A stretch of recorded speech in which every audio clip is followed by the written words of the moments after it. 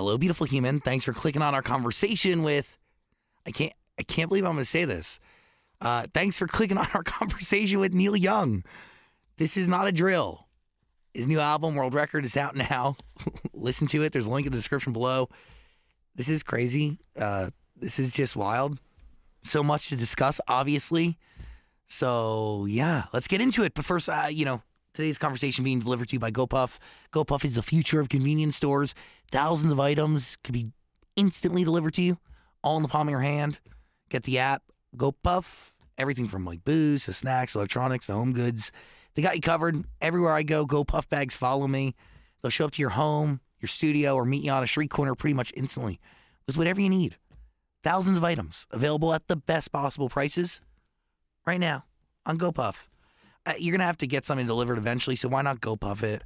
If you want to save $10 off your first 2 orders, I got you. Zach10, use the code. Zach10, use it. Or lose it. Okay. Anyway, there's a link in the description below if you want to download GoPuff. Also, click the link to listen to Neil Young's entire discography, but listen to World Record. We're going to talk all about this album and a whole lot more right now.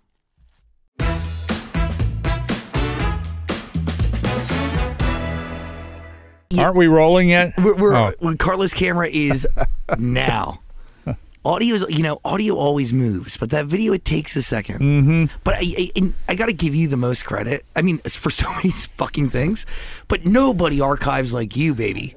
Nobody has documented things in your life, shows, albums, creations of things in a way that you have, to the point where there's a treasure trove available online, but a way for people to really, see the things that shape their life, but also at a point where it's like, you weren't sharing it instantaneously, right? Like, things over time got more and more valuable. And we keep finding more stuff. That's fucking nuts. Yeah. You found that album.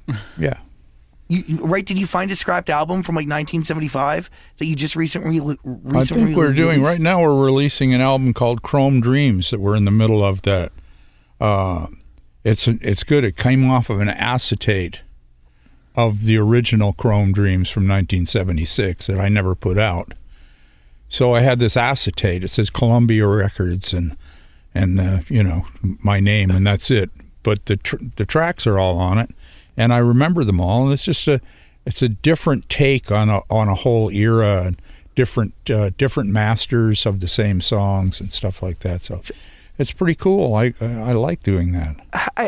I have the sheer amount, the sheer volume of art you've created and music you've made is like pretty much unrivaled. And being honest, let's start this thing. But as somebody who's prepared for a fuck ton of interviews with people who range in age and skills and ability, nobody even comes close to the discography that you have. It is like, do you feel that, like, just the depth of your library of music? Well, I think other people have this, but they don't have it organized so you can see it. So I just built this structure that it sits in, a chronological organization of pieces, info cards, cabinets, album cards, things like just normal stuff that you would find if you were, in some building somewhere like Hollywood Vaults or something like that. We have all this stuff. And I just did it in an old school look. Who ingrained that in you? Well, I think, first of all, I'm a collector. I like to collect things. I like to keep track of stuff. And even in my first band, the Squires, my bass playing buddy there, Ken, he had a book. It was like a notebook. We were both still in school. He had a notebook, and he was writing down all the gigs. So, I got a copy of that, and I put it in, it shows all the community clubs we played and how we made $4 one night and $6 the next week at a different community club, and, and all the gigs we had, and it was cool. And just looking at it was fun. But I just like to keep everything kind of organized. Is there any part of this archival, it's not a habit, but it's kind of just ingrained in you, so it's just like a muscle, it's just a thing that you do. Is any of that attached to like going pretty quickly from point A to point B? Well, originally I was going too fast to keep track of everything. Yeah. And I couldn't put out everything that I'd created. So I didn't stop and take a breath to try to do one thing, finish one thing, and start the next. The main thing for me was to start the next. Why? Well, because it was fresh. So was it inspiration that was forcing you to go? Yes. So I wanted the new music. I could hear the new music. So I just have a rule. If I hear anything, that's what's happening. So I'm never trying to write. I'm just remaining open to anything that I might hear. Is it a faucet you control? Can you turn it off and on? No. No, I wouldn't want to do that. Was the longest spell that you went without making music before writing your book? Maybe I went through a spell, or maybe I think there's a period of maybe 12 to 16 months or something that I didn't do anything. But it's a weird period. Something else must have been going on. Life. Like, maybe my son was born or something happened and he had cerebral palsy, and that was like a real eye-opener for us, to try to deal with this kid who couldn't talk and couldn't walk and couldn't move, and trying to deal with that. That distracted me, and so the music didn't come for a while. But that's okay. I just let that period. But then when things started happening again, I just have a rule. Whatever's new dominates. Got it. Which is why we're here today. But does your son getting that diagnosis change the way you create or the way you see just the human experience and another person? Kind of, yeah. I mean, it was a huge dawning of awareness. I became very aware that, and defensive of my son and of other people like him. That, when people make fun of people that have disabilities or something like that, that bothers me, and it's one of the few things that actually makes me angry. But, I still have relative control over that, and I'm not exposed to it very much. But I remember when my son was first born, I was thinking if anybody ever, gave him any shit because of who he was or anything like that, that I would just go nuts. I could feel that, but it never happened. Are you grateful it never happened? Yes. Have you ever gone nuts on someone? Have I ever gone nuts on someone? I don't think so. I think I would remember that. How do you handle disagreements? Not that well. Not really. I'm not a good disagreeing guy, but I keep information. I don't forget things. If I got a point for why I disagree, I keep track of that. And I'll refer back in the conversation to this first sentence, okay? That's what made it that's what I reacted to, was the intro.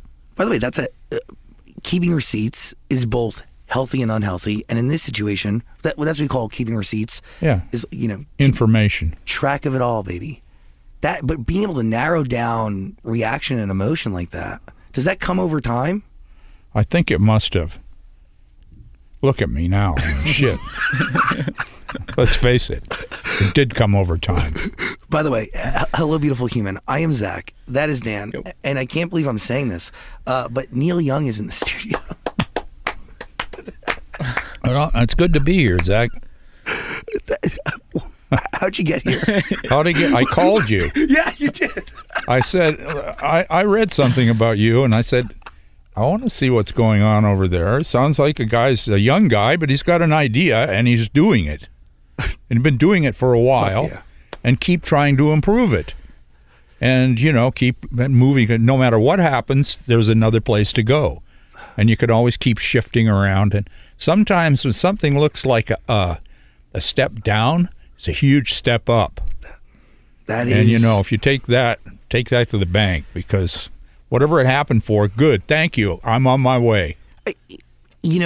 That is such a needed and vital piece of information that you need to remember, and that's something that I did not know. Because really, like when you get knocked the fuck down, you get knocked the fuck down. And it takes getting out of something to be able to look back at something and really understand it. And I do ask, like, is that something that you were born with or something acquired? Because I don't want to focus on the past, but you've had disagreements with people you've worked with. I really didn't know to the extent of what went down with Geffen and that whole thing. Had no fucking idea until I mean, when I say we've done research, I mean, we've done research, baby. To your point, with things that seem like getting knocked at the knees could be your greatest moment to rise and then leap higher than you've ever leaped before. That's true. You just have to be ready. Be ready. Some things happen for a reason. Some things just happen, but if you have an idea to react, it's worth it to try, especially if it's art. And that's what I try to do. If I have an idea that makes me, if something happens and it makes me think of something, I want to do that. If I have a song to sing or a project to start or something like that, I like to do it immediately and forget everything else. So that's why I have this backlog of unfinished things. How do you remember that everything is unfinished, or do you remember? I organized the structure of NYA to be able to drop in pieces of information and track them. So if there's an event that happened and we find out the actual date, we find a piece of paper, we know right there what happened before it, what happened after it, and what we have in the area. So we can kind of like figure it out. It's like it's just like a tool. Was so? Okay, as we get into this new album, which is, would you say you also have had the most new music? Toast is another album released very recently. Barn, another album released very recently. But now today, as we're here, this is World Record. But this is different, as this is with Rick Rubin. Yeah. How'd you meet him? I've known Rick for a long time. Rick and I have made music together in the past. We just never put it out. Back to you need See, to it's in the archives. It's in the 90s. I know right where it is. There's 4 songs. 3 of them are great. Okay, so what makes those songs great compared to the 4th? Well, I think it's just a better song, and our approach to it wasn't as complete as the, there's some songs are better than others. One song obviously was, for whatever reason, did not get treated the right way. And I might have been just rushed. I might not have had time. I was trying something different. Crazy Horse is a raw and funky band. So I had created some songs on a synclavier synthesizer and Lindrum and a bunch of stuff like this. Is back in the 90s somewhere. And anyway, I did this, and I created the tracks, and then I sang them, and I did the whole thing, and I built this whole thing of it's just all computers and, synthesizers and overdubs. No real shit. No real drums, nothing. I used Simmons drums, Lynn drums. I did all that stuff. Then I put it all together and sang the song. I really dug the songs. One was called Hard Luck Stories, and another one was called Modern World, which has never come out. But it was also a cop on some other song that somebody was doing at the time. Some girl singer who was great. She was a black girl singer, and she had a fantastic, just great melody, and I can't remember what the song was, but I was so absorbed in it, I took part of it and kept going. But I don't care about that. That's the process. That's what happens. That's how it works. So I did that, and then it sounded like another person's record, kind of, so I never really pursued it. But it's the one thing I remember is playing my harmonica through a amplifier, through an octave divider, and then taking the microphone and swinging it around like that, because it's picking up what's going on in the room, and then going into the octave divider and out of my amp onto the harmonica track that's being recorded, but I'm not playing right now, and switching that stuff. So there's something like that in that Modern World song. Was that your first time fucking around with like modern technology like that, things that weren't live and raw? It was around the time that I I can't remember what year that I actually did all that. It might have been that I first recorded these things in 82 or 83. About the time I was doing trans and stuff like that. I did other things in the studio, you know. And I had this room that had all this, my old tube stuff in it, and this synclavier and Lynn drums and all this stuff. And I just was in there for a couple of weeks. And then I had like 3 or 4 songs that I did. So the idea of taking those songs and playing them with Crazy Horse, playing along with a computer. It wasn't like overdubbing because it was a machine. Everything that was there was nothing human about it except me, but all the machines were perfect. Everything's fine. They're all blipping along like they do. Everything's on the beat. But the horse playing with that and not trying to be it, doing what it does, and in the room live, everybody playing at once with this stuff in our phones or in speakers or something. I think it was in speakers, not phones. I think we had speakers with the computer stuff playing through it, and we were blasting along with it. And my vocal that I originally did and everything was still there, so I'm singing along with my old vocal. And it was nuts. But there was something interesting that happened, and we got 3 tracks like that I think are good. But are they on this album? No. Will they ever They're come in out? the archives. Will they ever be released? They're not released yet, but they will be out. But you complimented each other. Do you think you were ahead of your time on something there? No, I never thought of that. I wanted to try it, so we tried it. And it was all there. I thought the songs were really good, but when I listened to them, I said, well, you know, okay, Neil gets computers, does stuff, fine. Well, how can we make it rock more? How can we make more stuff happen with it? So that's what I wanted to do. So Rick and I did that. So, okay, so that's the approach that you take for this entire project, which is a live Crazy Horse with computers at the same time? Yeah, computers playing. Everything was playing. It was all on sync tracks and stuff. This whole shit is all playing. It's not off a tape. Yeah. It's all the original stuff playing off the machines. Everything's synced up. Everything, you know, hit start. There it is, you know, and my vocal comes on. And there is some recorded stuff with it. But, and this has nothing to do with the record that I just put out, but it has to do with knowing Rick. And Rick, it's one of the first things that Rick and I did. That's, so, okay. Why is he the right person for this body of work? Because Crazy Horse has been with you for a while.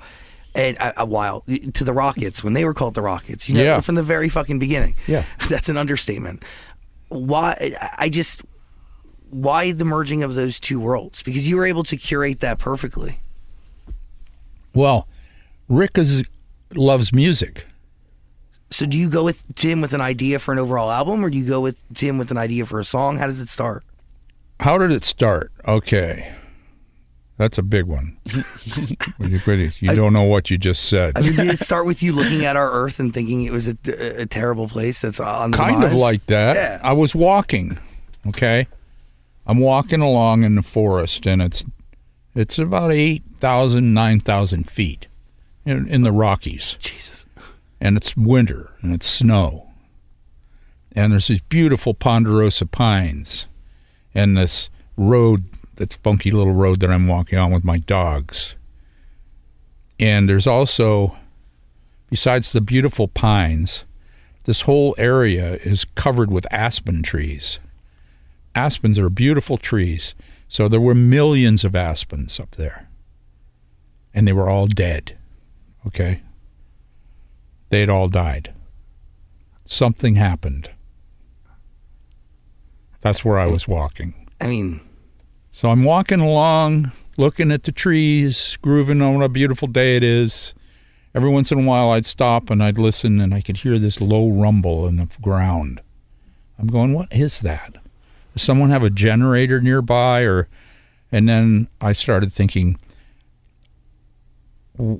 why am I hearing this out here? Everything's real quiet, and when I stop, I hear it. Maybe somebody has a generator a couple of miles away that's just on and vibrating the ground or something, and I'm hearing it. But I hear this low frequency thing, and I could never really put my finger on that, and it really is just an incidental fact. But as I'm walking along, I'm whistling a song. And I'm whistling this tune. And I say, shit, yesterday I was whistling a song while I was, because I do this walk all the time. Yesterday I was whistling a different song. And I'm going, I'm not even whistling. It's just like an arrow, one of those things. You know how when you're walking along and you're not thinking about anything, you might be whistling something, and maybe you think you're in a parade. maybe it's something you heard somebody do on, many years ago on the radio, or it might be, who knows what it is, but you're whistling it. You don't even know what it is, so it doesn't really matter. It came to you, so you're whistling it. So I'm going, yesterday I whistled a song, and I was really digging the song, and now I'm not whistling that song. I'm whistling another song. I got to remember what the first song was. I mean, it was just yesterday, okay? So I get a little farther into the same place on the road where I was whistling the other song, and I start whistling the first song. It's there. So I'm whistling the first song now, but I take out my flip phone. I got a very trusty unit here. I'll break it out for you YouTube people. See this thing? That's fucking beautiful. Do you take like, voice memos on that? Huh? Will you record your voice on there? I made movies. Oh, sick. I made movies. I turned it on and made a movie of my thumb and part of my face while I was whistling. And then I'd walk along some of the ground and some of this and that, So I got it collected there on that, got the whistling. Then I went on a little farther and said, okay, well, I did 2 little movies of that whistling. I got it. So now I'm going to the next, what song was what was that from? And I worked on it for a bit and it started coming back. So I was whistling it and I kept whistling it. So I recorded it on there too. Holy shit. And then the next day I had another one. So I did that. So I started doing this every day. I take my phone with me and record whatever I was whistling. So is this an album made up of songs created from whistling while you're walking through the mountains? Yeah. Holy shit. All documented on that flip phone. It starts there. Yeah. No lyrics. Just melody? Just melodies, no changes, no instruments. Very unlike anything I'd ever done. It was almost like when I listened back to the whistling, it's like, okay, I'm a lyricist now. This guy sent me his melodies. And every day it's a different guy in a different part of the forest, looking at the dead trees, looking at the living trees that are so beautiful, ponderosa pines, looking at the sky, it's so incredibly beautiful, but why are all the trees dead? And then you stop and you hear the low sound in the ground. Do you think the earth was talking to you? I don't know. It was weird. I was listening, whatever was happening. I was listening, and I kept on going like that for weeks. So I eventually had somewhere between 8 and 11 or something. So what's the first thing you do with these files from your flip phone? Do you take them back to a studio? Do you send them to somebody? High tech. See, I take this, I open it up and play the movie back through the phone. On the mic? No, I put it on the computer. Okay, got it. And turn on QuickTime Movie and record it. So the computer's recording a QuickTime Movie of nothing, but getting the sound from my flip phone, which is lying on top of the keyboard. It works. It worked. Yeah. It worked great, and I still have the originals, and I was able to put them in a place where I could deal with them, organize them, because now some of these melodies had 8 or 9 little movies of them. But I try this, I do that. I just kept on going. I'd say, now I'm in the groove, like, and keep going, and yeah, this is cool, and then stop, and then go along, and then do it again, because I was making it up. It was just all happening, so sometimes new things had happened. So I'd go, oh, I didn't record that. Can I remember it? I'll try to do it. Or maybe I was recording and I already got it. Whatever it is, it's all there. So then I leave that area, and months later, and I'm thinking I really would like to make a record now. I think I'd like to call Crazy Horse and see if they feel like playing. So I called everybody. Yeah, they felt like playing. I had 2 songs. One song that I'd written in 2019 or 2020, around the turn of the year, that's when COVID first hit. So I wrote a song about COVID called Break the Chain. So I'm walking along in the forest, but there's no snow or whatever. I think it was just grass, and I wasn't whistling. I was actually writing down the words. And I had a blues kind of melody, so I didn't need to, I knew that. I didn't need to remember it. It didn't matter if I remembered it anyway, because it is what it is. So I wrote down the words on a piece of paper, kept those, put them away in my desk. And then after I finished recording Barn, about a year later, a year and a half later, I went up to a place that I really like up where I used to live in Canada. And we went up there and hung out there, and there's a piano there. So I was walking by this piano every day in this old fishing lodge that we had from the turn of the century, the 1900s, that was built by some wild people. It was great. And on the water, and the piano's there. So I started writing this song, and every day I'd come back and forth walking by this, and I'd write a song, a very complicated song and a long song. And each verse was like 2 minutes plus, with no repetition, and it was a piano song. So I had written that song, and I did it with I just had it in my head. And so I had that, and I had the other song, Break the Chain. And I'm going, God, I need to get some songs and do this. And then I remembered, hey, I got these whistling things on my computer.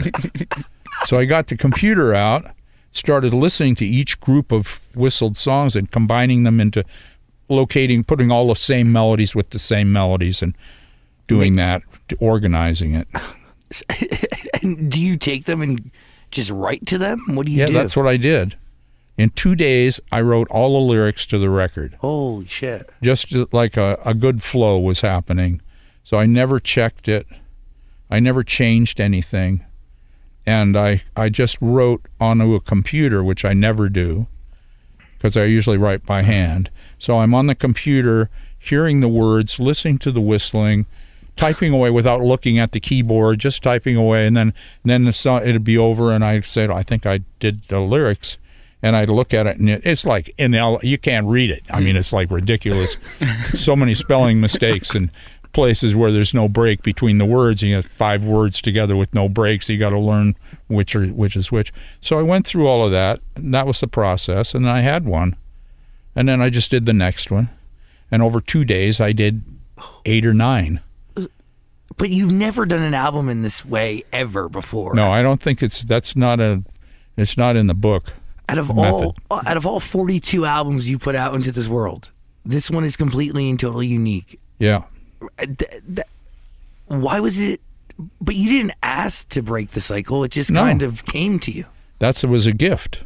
Do you see it as that? Yes. Do you attribute your songs that come to you as coming from something larger? Because some people do. Absolutely. Really? They don't come from me. I mean, when I was younger, I used that some of them came from me. I'd be thinking and doing stuff, and the more I wrote, the less I thought, and the more I just wrote. But the main thing is to not write unless you have something. You can feel it when you have something, and that's when you do it. And when you don't feel it, you don't do it. You do not try. Do not try to write. Can you describe the feeling? The feeling of writing? Or when it comes to you, or when you know it's when it comes to me, I drop everything else, whatever's going on, and go and get together with it, wherever it is, however it works. A piano, a guitar, a computer, a walk, whatever it is that happens, bang, I do it. Some songwriters think there's a method to writing 100 songs and then getting good at it. Does that exist? Not for me. When you look at this body of work, you can see the story, but when does the story fully present itself to you? Which body of work? This one. World Record. Yes, sir. Okay, so when I look at World Record, it's a bunch of people, all with different points of view, slightly different points of view, seeing the same thing. the dead trees, the living, beautiful trees, the beautiful sky, the snow, the dogs running, hearing the footprints, the whistling, over and over and over again, until finally the next day comes and you're out there again, and this whistler is coming from somewhere else. Yes. This may be a different personality. It may be a different guy. So I treat it like, in some albums you can look at and go, okay, this is my feeling for the album. You can tell I'm feeling a certain way. This is what it is. Toast is a little like that. But this album was a bunch of different people come from different places, all talking about the same thing from a different point of view. What is different about your life today that allows you to be able to take in those stories when they come? Because did you write from imagination or from the universe previous? Well, you know, that evolved over time. I did more thinking in the beginning, but I also was in tune with the flow. So if you know, by the flow, I mean just, you know, when you just write mindlessly. That's what I found to be the most rewarding. The less thinking, the more writing, and just letting it go. Not worrying about what it says. Don't even analyze it. Who cares? It happened, you know. It doesn't matter. It's like it's already there, you know. You can't change it. So that's the way. That's this album kind of. That's my flip phone. This album had like a lot of that in it. You know, where I just kept going. You just did. I mean, even with the room noise and the you can feel the studio, you can hear the room, and it just gives it this. You feel like you're there. How many times do you record each one of these songs to get it right? Just once? Well, it's hard to say, and we'd have to look at the take numbers. Some of them are take 1 or 2. Wow. Break the Chain is take 1. Chevrolet is take 1. Love Earth? Love Earth, not sure. I'm not sure. Is there something to, like, how do you know when you have the right take? You don't. But it doesn't matter, because you would be thinking. You don't want to think. So you don't want to think. That's for another time. Is that mindset what one of the qualities that makes up a musician that can literally just jam with anybody? Because there is, you have this ability to mold with people. Yes, Crazy Horse, but it's also like Promise of the Real, also Pearl Jam. I mean, holy shit, Crosby, Stills and Nash and Young. I mean, there has to be a few different pillar qualities that make up a human being that can just effortlessly jam with a bunch of people that they may know or not know. And for it to just... Well, you know, I love music, and I love playing music, and all those bands, I like all those guys. I mean, it was great. Playing with Pearl Jam was amazing. But like, you didn't just... You started just jamming, and then you're like, this needs to be an album. Right? Yeah. You play... Like, these things start organically and are just so good that the world then... You feel like you need to share it. When I did Mirror Ball with Pearl Jam, I went to Seattle and stayed in a hotel. I had no rooms, or I had no songs. I had a room. I stayed the night before. I wrote a song or two just sitting in the room because I knew I needed a song because I was playing with Pearl Jam. So I just wrote songs. So all of those songs came like that. They all came in a hotel room, usually the night before the recording. Jesus. Do you feel in that moment like you need to crank something out, or do you I knew that I wanted to play with Pearl Jam, and I didn't have any material, and I just thought, well, if I just give myself a chance, it'll happen, you know.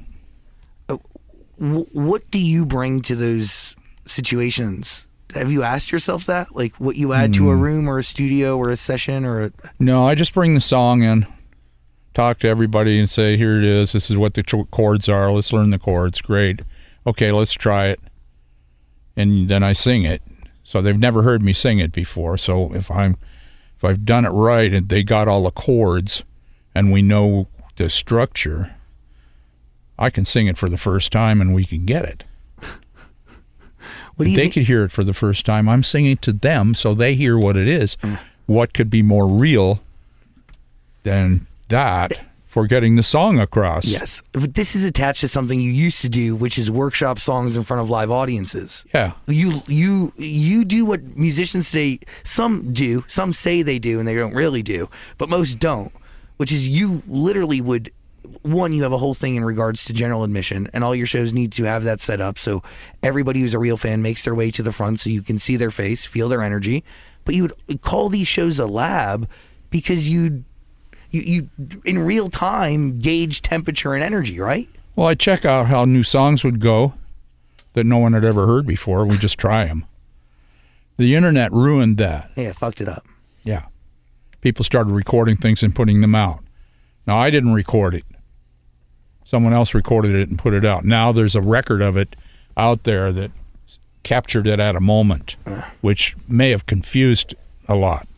First of all, it's not as good as it could be. Totally. Maybe. Or maybe it's better. I have to take a break because I got to go to the head. Oh, yeah, please. Let's do that. Go to the bathroom. I'll come right back. I really appreciate you. World record. Rick Rubin. Crazy Horse. Love Earth is the first record you released from it. Why? Well, it was the first song. So, Why was and it a the lot right- of people liked it. We played the record for people, and they really loved this because it was so accessible to them and non-threatening and everything. A lot of people had a good reaction to the record because it was positive. Why do you still release music on cassettes? Why is it on cassette? Yeah, why do Well, you it's on vinyl, too. Yeah, but vinyl's cool. Cassette's analog. Yeah, yes, and you did mix this right to tape. Yeah. Fucking We crazy. mixed it to tape, but truth be told, there's a darkness in it because it was recorded to multi-track tape to the record head, picked up off the playback head, gone to digital. That's where we fucked with it. Recorded off of that back to analog tape. Why is that vital to the sound that we get off this, off these songs? That was our process in this one, and it gave Rick and his crew the ability to do things quickly and to keep moving. The analog domain is, if you try to do some of the things we did, it's very cumbersome. Were you competitive back in the day with even people you'd collaborate with? Not really. Why? I don't know. I never thought about that. Today, a lot of people competitive. They watch what everybody else is doing. They look at numbers. Does that ever That's get a in the way? problem. It's a big problem for them. Totally. Yeah. Their lives are dictated by it. Yeah. What defined your success back then? What was the most? I don't just know, love tangible? music. I just loved making records. I made records people hated. I made records people loved. I made records just only I knew why I made them. But the thing was, I just kept going. I didn't let it linger long enough for it to be a thing. You know, it just was what happened, and the next thing happened. Do you think that sort of release, I don't want to call it a strategy, but that release flow could even exist in today's music? I don't know why not. It's democratized. You can really do whatever you want. You can do whatever you want. People just need to free themselves up. And that is scary. Well, you know, maybe not.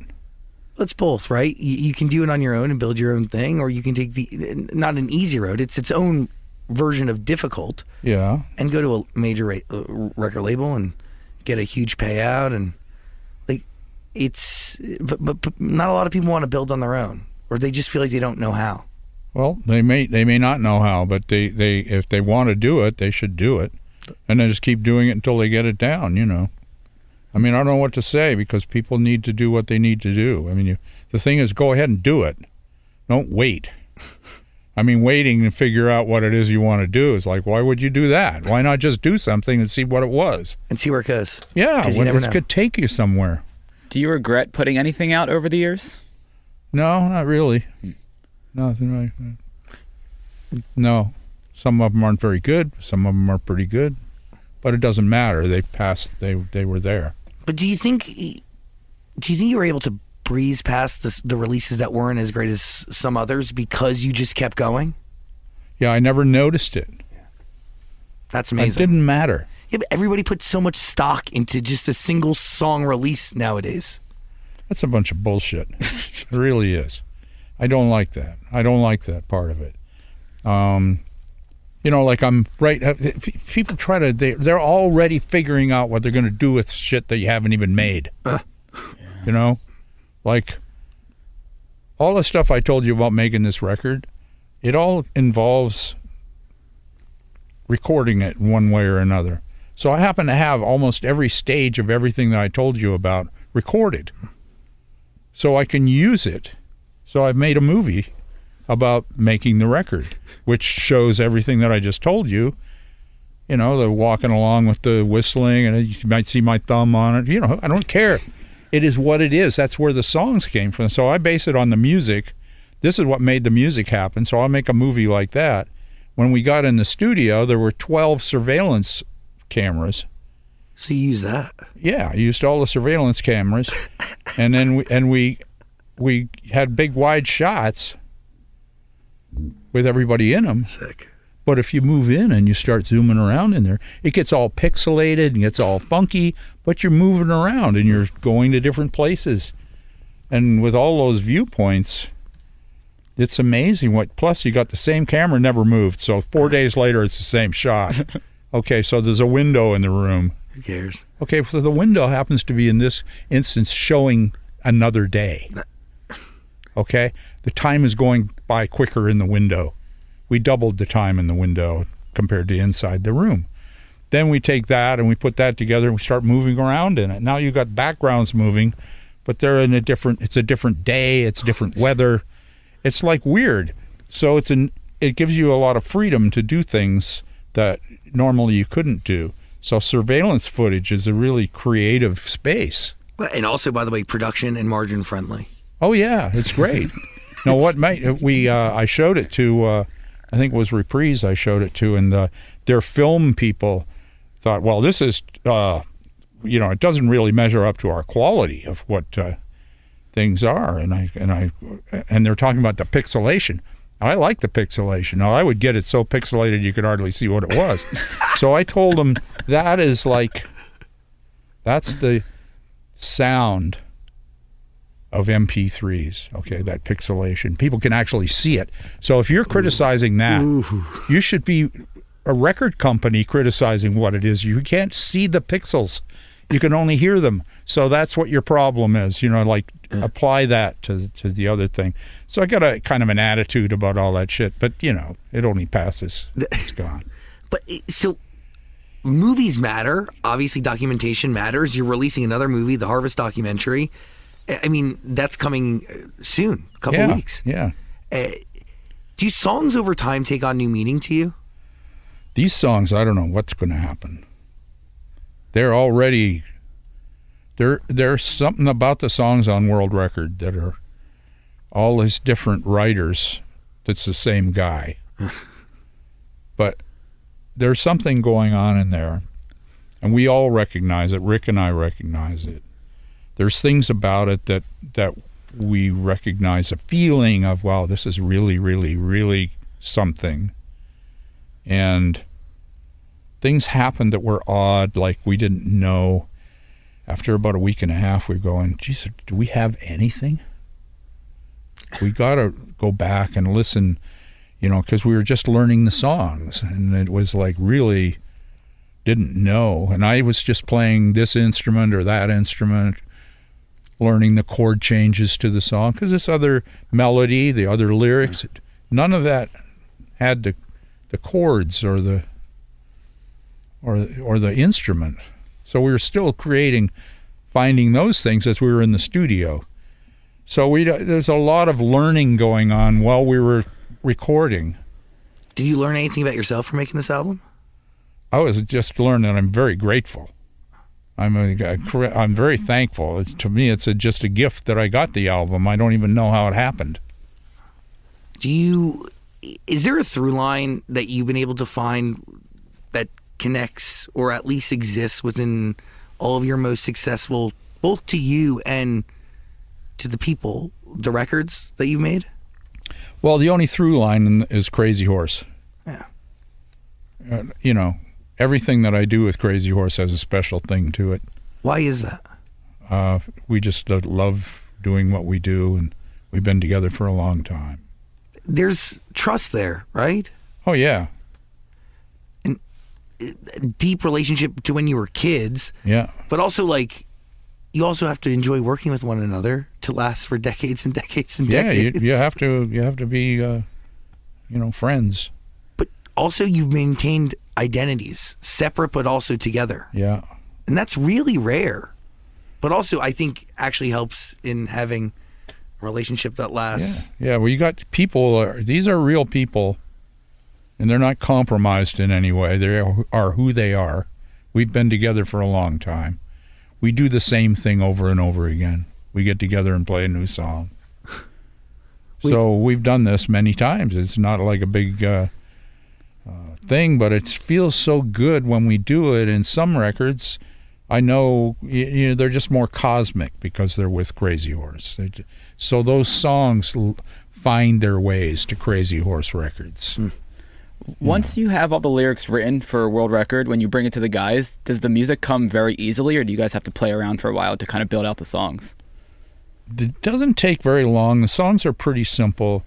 Usually what I do is go over the chord changes without playing the songs. I just play the track and go, play it a little bit, play a little more, do that. Okay, let's try one, and then I'll sing it.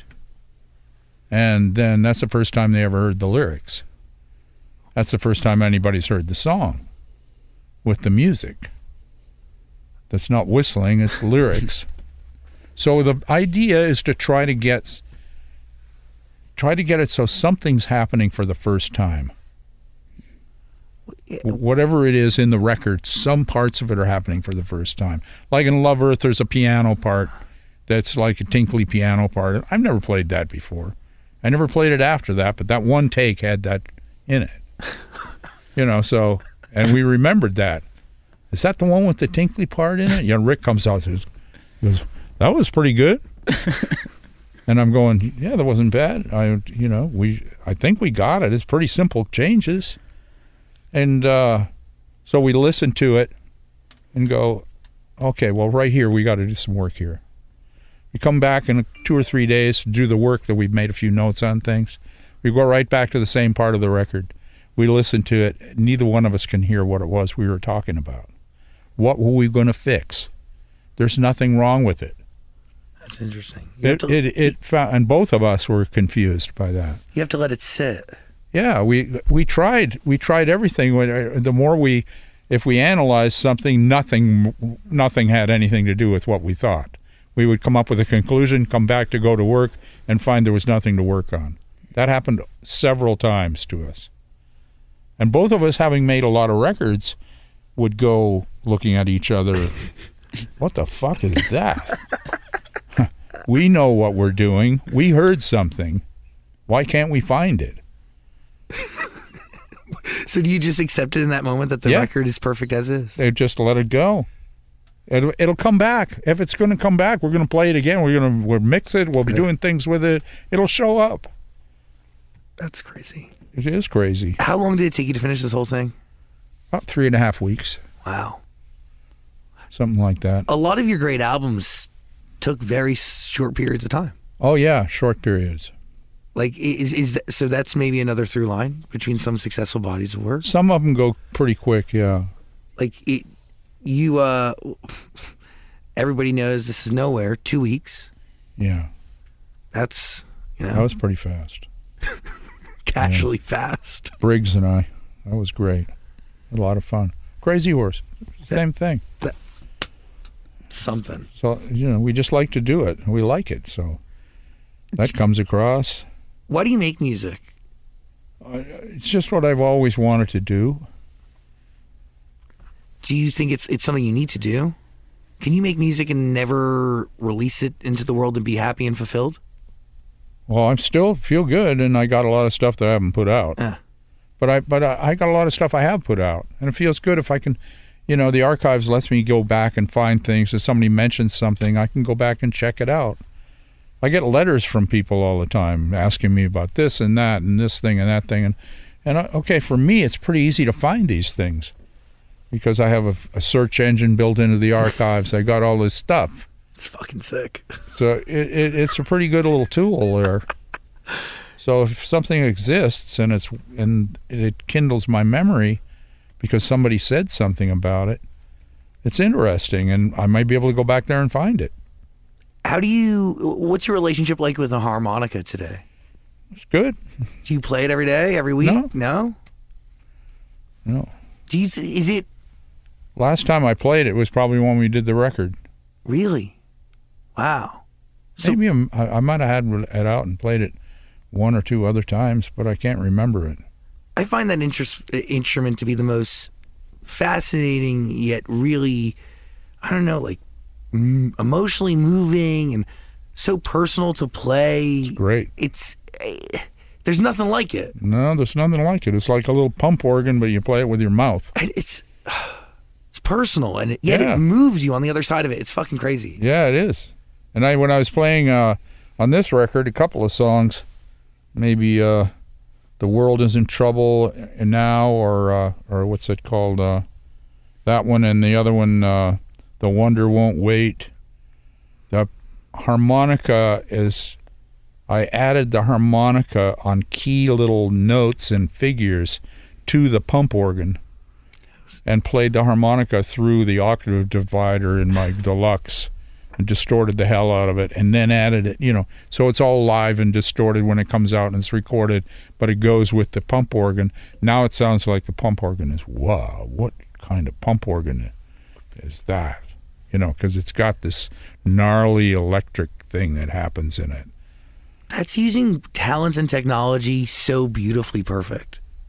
That's to get the right sound. People don't do that. People would try to do that whole thing just on a computer. Well, you know, people don't have enough fun. Okay, they don't. I think that's my issue with it. Amen. You know, like for instance, by way of example, if you get a sample of something, what a great sound! You got a sample. A sample is all you have of the great sound. So they use it here, here, here, here, here, here. Every bridge, blah. Put the sample in there, put it here, put it there. So what I do with that is we found this percussion instrument, a giant tub, a big wash tub. And there was a stump that I brought in to put all my shit on top of, my harmonicas and nuts and, you know, weed or whatever, all kinds of whatever I'm doing. And I have that, and I have this big tub. And then if you notice on Love Earth or something, there's a sound in the middle. So I'm calling out to you. So it's like, it's me kicking the tub into the stump. But every one is a different one. It's not like we got a sample. Yeah. We kept going until I kicked it right. Well, because every stomp is different. Like every tub to stump is going to make a different That's right. noise. So when you're listening, we don't have to give people the same thing because we got it right. You should get it right over and over again, you know, appropriately for wherever it is. That's what I like to do because it's more fun. You got to kick it more times. You know, kicking that was funky. But it also creates that moment that you can never duplicate. And that's it. You got to listen to this record, please. World record. We're going to put a link in the description below, obviously. You go. Well, you mentioned the song "The World Is in Trouble Now." Do you remember what you were thinking about the day you wrote those lyrics? No. Okay. They came so fast. I didn't even think. But you knew the world was in trouble. I knew the world was in trouble, and that was part of what I recorded on the flip phone when I was walking along, and I'd whistle the melody, you know.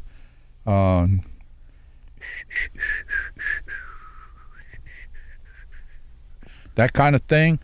And then and I realized that the other part there was a bass part. And during this, I heard a lot of things while I was walking along.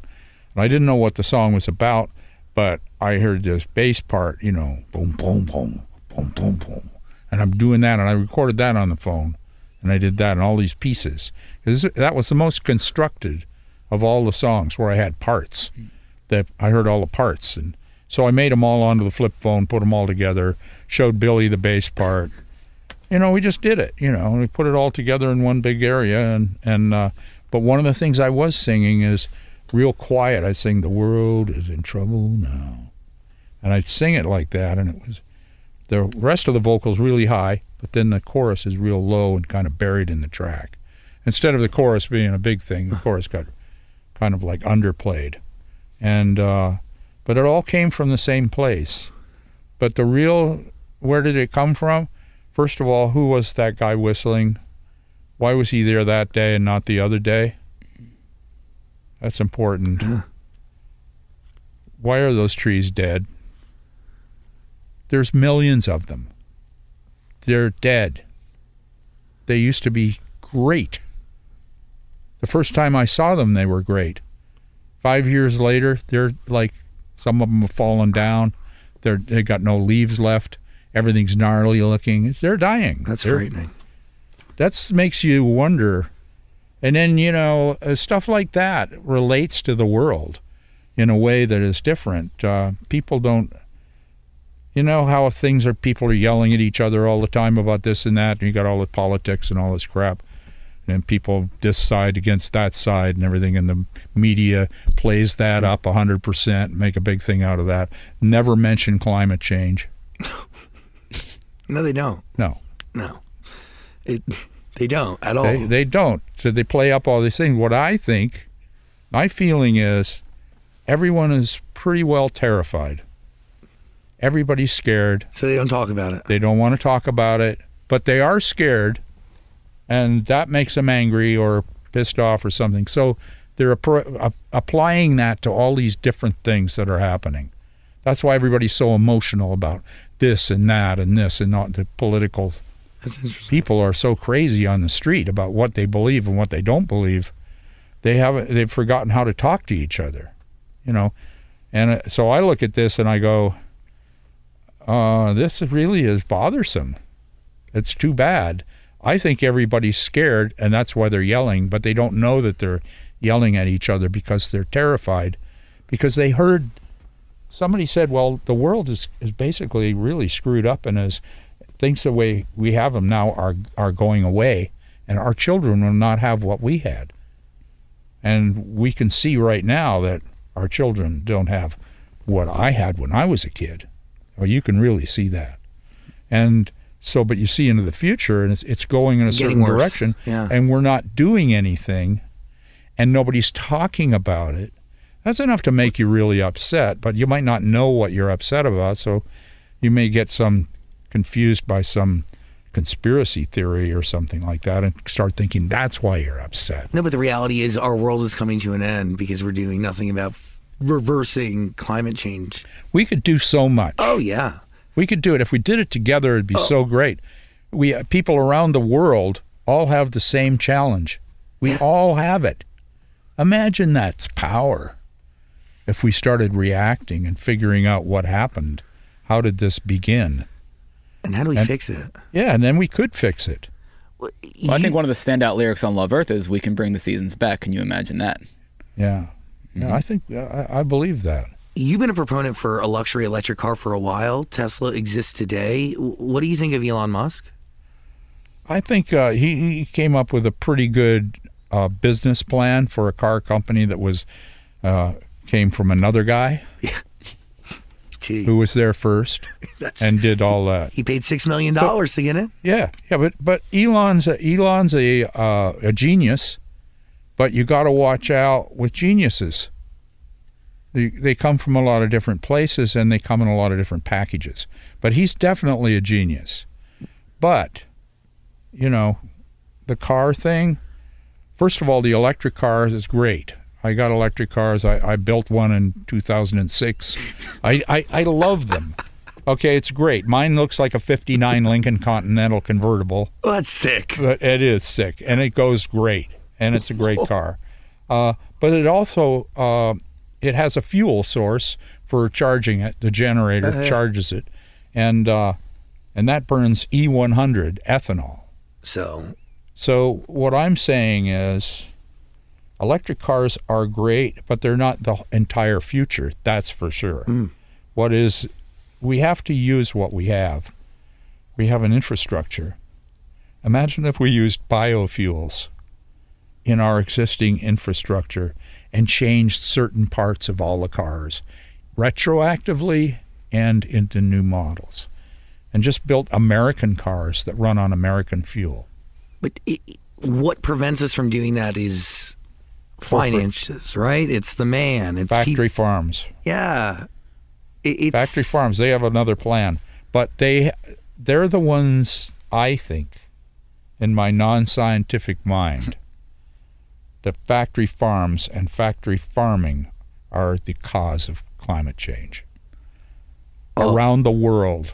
Yeah, the amount of emissions they produce every second of every day is insane. And well, every time you have a building full of pigs that are on top of each other, it's horrendous. They're shitting all over everything, and then you shoot them full of antibiotics, and then you kill them, and then you send them to Oscar Mayer, and then they go to Safeway. The whole process. It's a hell of a trip. So, that is a bad trip. But the lagoons of waste and shit and crap from all these things are, instead of these animals walking around on the earth making holes in the earth that make it so the earth can breathe, and they also shit on the earth. And they piss on the earth, and they do all the stuff that they used to do before factory farms. Just in a factory farm. So the factory farm is a big issue around the world, and that's a big problem for me. And we need to change that and grow things the old way, and grow fuel and food. Imagine that if you bought the earth back because you were doing it right, because the earth will come back. We need worms in the earth. We don't have that anymore. We need all these things under the in the dirt. The earth needs to be, like slightly more than dust. But you're 100% right, because it's just factories built on top of this, and it's you're so correct. But can we meet the demand of the population by doing it right? Yes. Yeah. There's plenty of studies that show how that can happen. Then, is it not cost effective? Why is the man saying no? Because you can make more money the old way.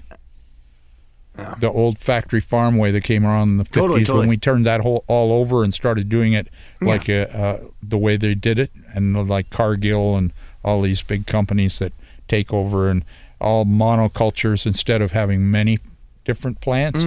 One plant, one field, all over and over and over, instead of going from one plant to another plant to another plant, so that the earth gets a chance to get more variety in a natural way. All these things, they're just natural. It's very easy to do, and we could do it. And it could be done all around the planet. And if it happened and people were doing it all because they wanted to save the world, it's not that far-fetched. No, it's not at all. So that's just where I'm coming from, because I can't think of a better idea. I don't like fossil fuels, but I don't think we need them. I agree with that. We can use biofuels. We can use electricity powered by sun, powered by biofuels. Totally. Powered by all kinds of things that don't hurt us, because we love Earth. We don't want to hurt Earth. Because if you love your baby, you don't trash your baby. And you actually can't have a real life baby without the baby that we're on. Yeah, we need them both. Earth needs to exist for us to exist. Yeah. So you can have kids. And the kids are great. And whoever you have the kids with is great. And it's a beautiful thing. You got to take care of it so we can do this. Totally. It's not too late to do that. Imagine if the Japanese and the Chinese and the Russians and and the South Americans and the Americans and the Brits and the Danes came together. Yeah.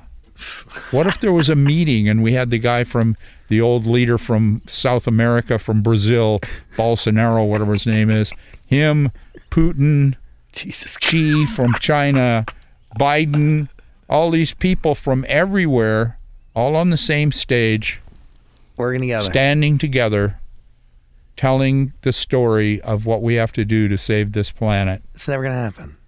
I don't know if it's never going to happen. I'm not sure. That you may be right, but you may not be right. I hope I am wrong. I do too. I think Vladimir Putin will never see out of his own fucking bubble. He's not going to be around long enough. He needs to be killed. Somebody needs to take that. Well, he's going to kill himself. Out. He's going to die. He's sick. Nature will take care of Putin. God willing. But whatever it is, he's screwed up. It's fucked. He's lost perspective. Somehow he's, thinks that things should be 50 years ago or something. Fucked up, but so did Xi Jinping. Fucking that guy extending his reign as the leader of China. Doing something that's never been done before. That's fucking crazy. Yeah, it is. But that's the world we live in. And that's what's going on place to place. But the people are all threatened by the climate. The change in the world. There's no power without the earth. There's no money without the earth. Well, there might be money without the earth. But there might be the earth without money. That's the big thing. The earth is here.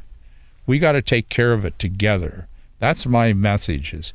It's got to be the thing that brings us together. We can't be scared forever. You got to listen to World Record. We're going to put a link in the description below. You got to stream it on Amazon Music. From the earth to something fascinating and random, you own the patent behind a model train controller. Oh, yeah. That is the industry standard? Well, it's the industry standard for a certain kind of model train. How do you acquire that? Why? I mean, you love modes of transportation. We invented it, Oh, shit. Yeah. So, it was just an idea, and we did it. So I hired a guy who knew how to do things like that, and I said, this is what we need to do. And we got to find a signal that'll travel up and down these tracks. So we focused on Lionel, the 3-rail Lionel train, funky toy trains from when I was a kid. My dad had them, whatever. They're just funky, and they have little AC motors, and they're very cool. It's just it's more of a thing as I wanted them to be. Each one would go depending on how much power was on the track. More power on the track, faster. So I said, let's put all power on the track all the time. Put a receiver in the engine. Tell it how much power to use.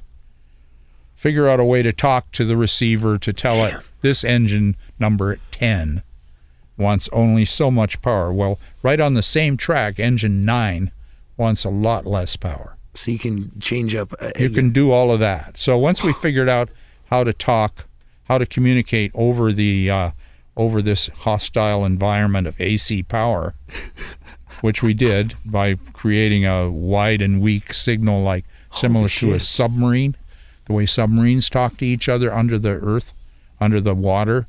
There's these signals and it's a unique signal. So even in the corrupt and polluted AC world of sparks and all kinds of shit, this long, wide, and weak signal kind of is unique, so you can use it as a way to communicate. This is this is your passion, matched with you having the financial ability to create whatever the fuck you want whenever you want to. Sometimes. I mean, this is crazy. Not always that. There would be a lot of different things on the planet. Like, does this patent make you any money? Not really. But it's yours. Yeah, it was nice to have, and I think I might have given it to Lionel at the point, when I left. Yeah. But it's not it doesn't matter. It's something that I wanted to build. And you did it. So that if I didn't build it, it wouldn't be there. And it turned out that, I built it for my kid, for my son, who has cerebral palsy, and can't control the trains with his hands. So he uses a head switch. So if you plug his head switch into the controller that I have, whatever you do with the controller, he'll hit the head switch, it'll do it again. So then by being with him and saying, oh, let's blow the whistle, and you blow the whistle on the thing, and then I say, well, you blow the whistle, and he looks at me. No, I said, just use your switch. You use the switch, and the whistle blows. And then I hit the brakes. And okay, we got the train going, 50 miles an hour. You want to hear it stop? Hit the brakes. You can do it. You think so? It hits the switch. You hear the brakes screech, and the train stops. So I had this idea of building this system so that I could work with my kid, In that moment, something that you're doing just for that relationship has the ability to bring joy to millions of other people. Like millions and millions of other people. That's lost in the moment, obviously, because your sole focus is just to be able to share this memory with just to share the experience with them. But it was great. A unique way to, you are lucky and you are blessed, and yes, you are able to have the means to invent something that can change the way people change the way you have a relationship with your son. But yet, in the same breath, the fact that you have to make it is rough, but you were able to make it, and now that it gives so much good and so much hope and so many memories to so many others. And then Lionel made the trains. And then we went out to the store and we bought some trains and put them on the track. Now my son can run all those trains. So cool. Yeah, that was very cool. It was great. And he's still doing it. And I'm working on a new train layout now. And he's going to be coming down to see me pretty soon and check on the progress. It's fucking awesome. Eventually we'll be doing it again, just for old time's sake. You got to listen to World Record, please. We're going to put a link in the description below. It is available on Amazon Music. What are you thinking, Dan? The question I had is, why did you choose a photo of your father for the cover? I used a photo of my dad for the cover of World Record because I thought that it made sense, the energy that he has, and he's the leader. You can tell by looking at him that he's a leader. Yeah. So here he comes. Here comes World Record. I'm on the back. I'm the son. There's my birthday there. My mom and I are on the inside if you open it up. And then if you pull out the sleeves for each disc, one is my brother and one is my sister. Family. Yeah. Is that your world? It's my family. It's my family, my blood family, and who I am as part of that. Do you still make your dad's spaghetti recipe?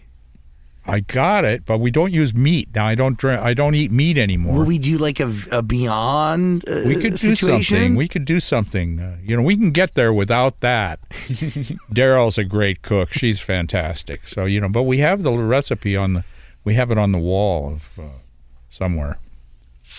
That's amazing that you even have the actual recipe. Yeah, that's so crazy. Yeah, it is crazy. You got to listen to World Record, please. It's available on Amazon Music. We're not on Spotify. Very cool. Very cool. Appreciate you very much. Final thoughts? I guess my last question is, while celebrating the 50th anniversary of Harvest, what do you think made that album so special that it still is popular today? It's just the time. The time of life for me, the time of life for the people, the time of the world, what was happening. And love is really a popular thing with human beings. Yeah. So if there's love in something, people gravitate towards it. Does it mean something different to you today? Well, it's a memory, something that happened. Do you think about what do you think about when you play it or hear it? Sometimes I think about the people who are playing on it, and I think about Carrie Snodgrass, my girl at the time, the mother of my sons. The mother of my son Zeke.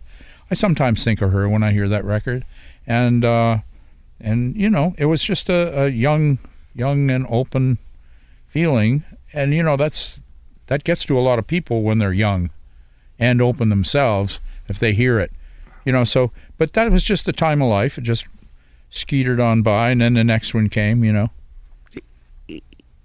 Do you think about how you want to be remembered? No. Why? I don't know. It's never crept into your mind? I don't need that. I don't want it. I'm not. It's okay. But I don't care. You don't care Somebody else wants it, great. You don't care about the public's perspective of you? Not really. That's amazing. I'd like them to like me. I'd like to be a good guy, you know, I like to be not make waves, but sometimes I make waves because that's just who I am. So you can't always get what you want, kind of thing. You know, it's not the way it works. Do you remember the first time you met Joni Mitchell? Yeah. You were young. Yeah, I was 20. That's... Yeah, I was 20. She was about 22. 20, maybe 1 year older than me. You were at a club? Yeah, I think we were in Winnipeg at the Fourth Dimension Club. Do you remember the conversation? Yeah, I was listening to her, and I was local in Winnipeg, and she was just passing through on the road with her husband, Chuck. And they were a duo, you know, playing. And so we talked a little bit, and I got to know her, and I played her Sugar Mountain. I played Sugar Mountain for her. And I told her I'd just been in Canada, in Toronto, and played that for a group called the Dirty Shames. And there was this guy, Chick Roberts, and the Dirty Shames that really said, that's a special song, Neil. You're going to be hearing, that song's going to be around for a while. And I'm saying to Joni, this guy, Chuck, you know, Chick Roberts, whatever his name was, he told me that this was a special song, so I'll play it for you. I'll play it and, you know, see what you think. And she wrote Circle Game after she heard Sugar Mountain, because it got to her, and you know, she felt it too, and then she felt it in her own unique way as well, obviously. That's incredible, but also special. Like, do you stay in touch today at all? Like, could you call her? I just spoke to her the other day. On the flip phone?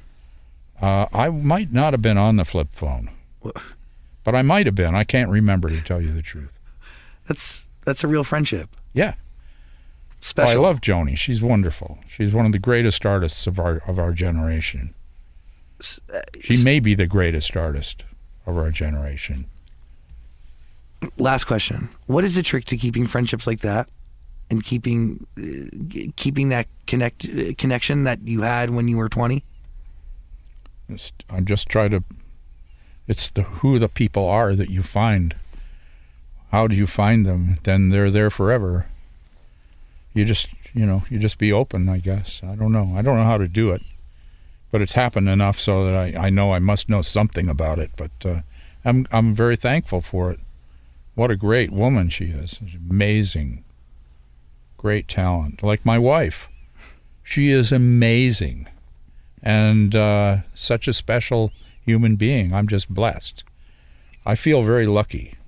Real recognizes real. You are incredibly special and one of the greatest artists possibly of all time. So I really thank you for taking the time and being here and putting up with us, and it's beyond an honor. Great, and Zach. Well, I'm glad that I'm glad I called. Yeah, and asked to be on your show. I hope we didn't take too much of your time, or we didn't disappoint. No, you're great. You're doing great. You're going to do more. It's going to get bigger and bigger and bigger until you don't want to do it. Then you'll do something else. Something's going to happen with you and your friends. You guys are going to do great. Well, it looks like you're already there. You're so young to be having this organized and have the history that you already have. Thanks. You got to face it. Something's going to happen. Love and appreciate you very much, and I thank you for taking the time. And you doing this interview is incredibly validating, and it means the world. And God, it's really special. Good. I'm glad I did it. I'm glad we got together because no one understood. What do we? They go, well, the demographics are, like his audience is like much younger than your audience. And I'm going, well, that's a good reason to do it. It is. What's he going to ask me? He's going to ask me different things. He's got a different point of view. I mean, what's life about? What do I want to stay in a little hole and just get the same question over and over? No. But I'll tell you what, the other favorite interview that I did during this group of interviews, but there were a lot of them. It's been some good people, but Edna Gunderson, do you know who she is? Yes. Special. She got into this record in a way that was fantastic. And she knew it, and she knew what it was in all the songs and the melodies. And she was very cool. You want educated discussions, and real recognizes real, and wasting a human being's time is not what we do. No. And really, I can't thank you enough for calling us, and I can't thank you enough for sharing this record with us. World record. Please listen to it. Can you sign this? Sure. Sick. I can sign it. Neil Young, everybody. Woo! All right. Hey.